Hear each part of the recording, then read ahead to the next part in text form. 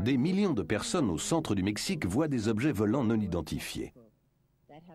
Il s'agit aussi de la région où se trouve le plus grand nombre de volcans et de zones sismiques actives dans le pays.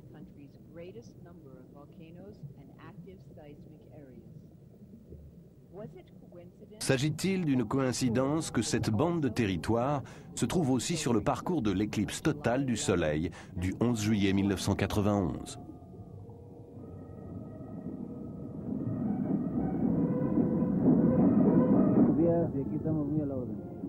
Le 16 septembre de chaque année, l'anniversaire de l'indépendance du Mexique est une fête nationale avec défilés militaires et démonstrations en vol d'hélicoptères et d'avions à réaction des forces aériennes.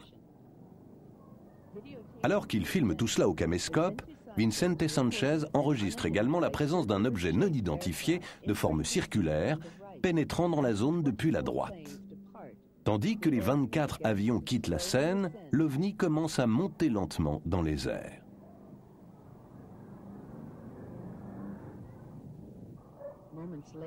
Quelques instants plus tard, 5 avions militaires quittent leur formation et prennent l'intrus en chasse, lequel accélère en laissant loin derrière lui les pilotes abasourdis.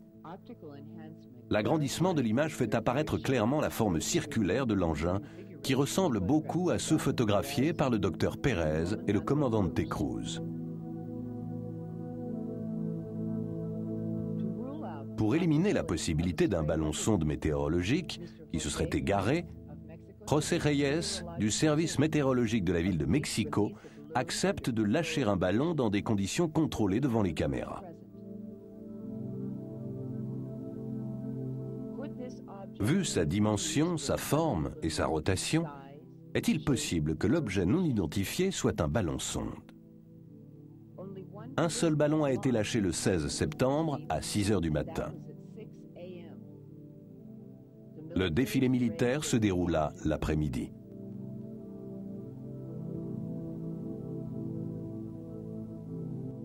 En septembre et en octobre, l'espace aérien du Mexique est de plus en plus encombré d'objets volants non identifiés, qui semblent étrangement attirés les uns vers les autres.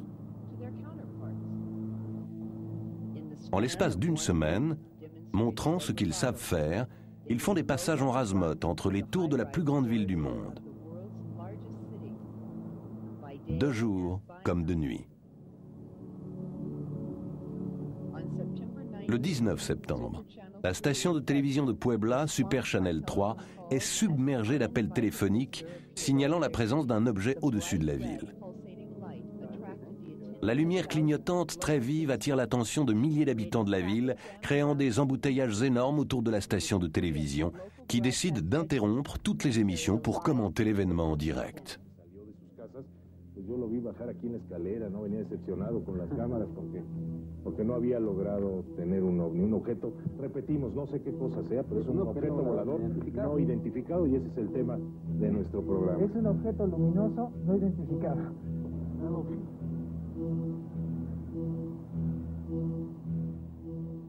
À partir du 2 novembre, il est possible d'enregistrer chaque nuit les vols des ovnis.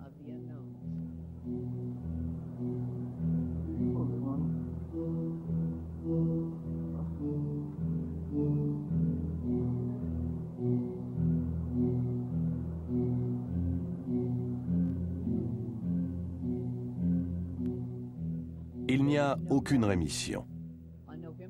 Le 9 novembre, un objet non identifié est filmé en vidéo par un jeune étudiant, Ángel Cruz. Ce nouvel engin semble tourner sur son axe dans le sens contraire de celui des aiguilles d'une montre, tout en traversant tranquillement le ciel de la ville de Mexico avant de disparaître derrière un bâtiment d'habitation. L'objet ressemble à celui qui fut filmé au-dessus de Tepoztlán par Carlos Diaz.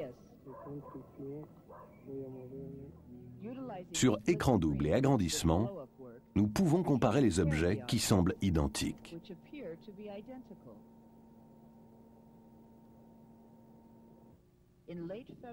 Vers la fin février, l'activité OVNI reprend dans la zona volcanica, au-dessus des villes assiégées d'Atlixco et de Metepec.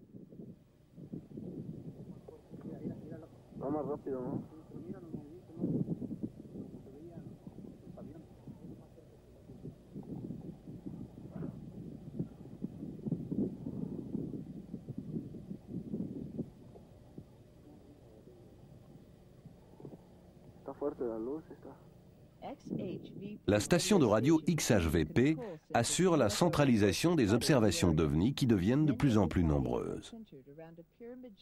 Souvent, les observations proviennent des alentours d'une montagne en forme de pyramide, appelée Teteolotitla, le lieu cher au cœur des dieux.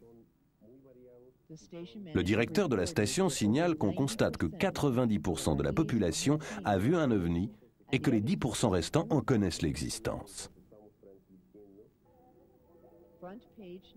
Il est fréquent que les observations d'OVNIs et les photographies fassent la une des journaux.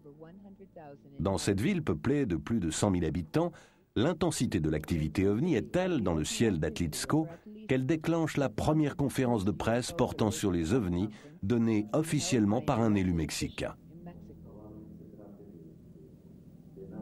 En réponse à une question sur la position du gouvernement mexicain sur les OVNIs, il répond: Ni le gouvernement ni les autorités militaires ne se sentent menacés par les ovnis. Nous ne savons pas qui ils sont, mais ils existent. Et comme tout le monde, nous sommes remplis de curiosité. Et les ovnis aussi. Ils semblent extraordinairement fascinés par les pylônes de transmission, comme on le voit dans cette séquence filmée par M. Del Calejo depuis le toit de son immeuble dominant la ville de Mexico.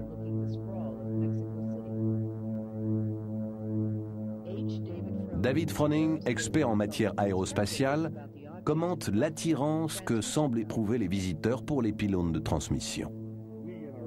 Nous, terriens, au cours de nos explorations planétaires, nous nous intéressons à tout ce qui concerne l'énergie émise. Nous pouvons donc imaginer que d'autres explorateurs s'intéressent aux ondes hertziennes, même très simples, émises par nos émetteurs radio. C'est d'ailleurs un avantage de pouvoir se rapprocher parce que le signal devient beaucoup plus fort. Et il est alors possible de mesurer avec beaucoup plus de précision des paramètres tels que la modulation d'amplitude et de fréquence ou le schéma des faisceaux lorsqu'on se trouve à l'intérieur du champ de l'antenne. On peut donc imaginer que quelqu'un, quelque part, complète sa banque de données en matière de signature électromagnétique des émetteurs situés sur la planète Terre.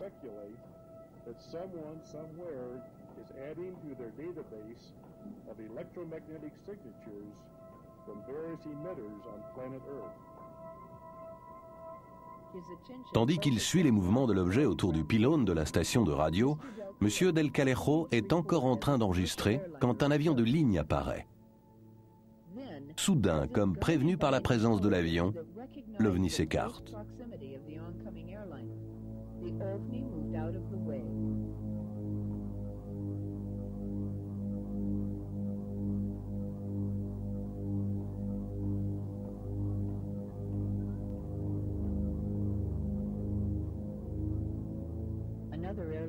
Un autre avion s'approche et l'OVNI s'écarte de nouveau. Cette possibilité de la présence à bord d'une intelligence capable de guider l'OVNI s'observe sur de nombreuses séquences vidéo. Pour examiner de près les prouesses aériennes des OVNIs, une des séquences les plus spectaculaires a été chargée dans l'ordinateur Inovian. Il traverse l'écran, s'arrête subitement, recule, passe rapidement à travers les nuages, recule de nouveau. Ce genre de mouvement ne correspond absolument pas à celui d'un avion ni d'un hélicoptère.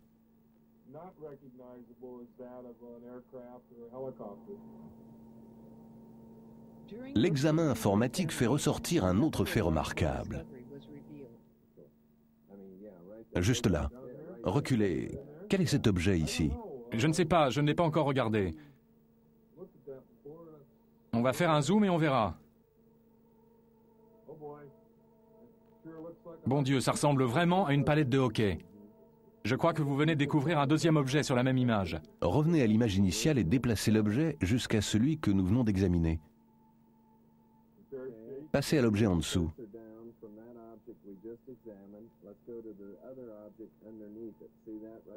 Vous voyez cet objet-là? Essayez d'agrandir l'image. Il y a quelque chose là. Il y a donc un troisième objet. Oui, c'est ça. C'est exactement ça. Non seulement cet engin possède des moyens de se déplacer inconnus de la science moderne, mais sur cette séquence, il y a plusieurs objets. Et l'objet s'est dématérialisé en une fraction de seconde. Tout le monde l'a suivi en train de jouer à cache-cache dans les nuages. Et personne n'a remarqué ce qu'il y a ici en bas, alors qu'il s'agit certainement d'un autre objet, là où se trouve le curseur. Vous voyez comme il brille? Dans ce plan-là. Passons encore un plan, encore un. La luminosité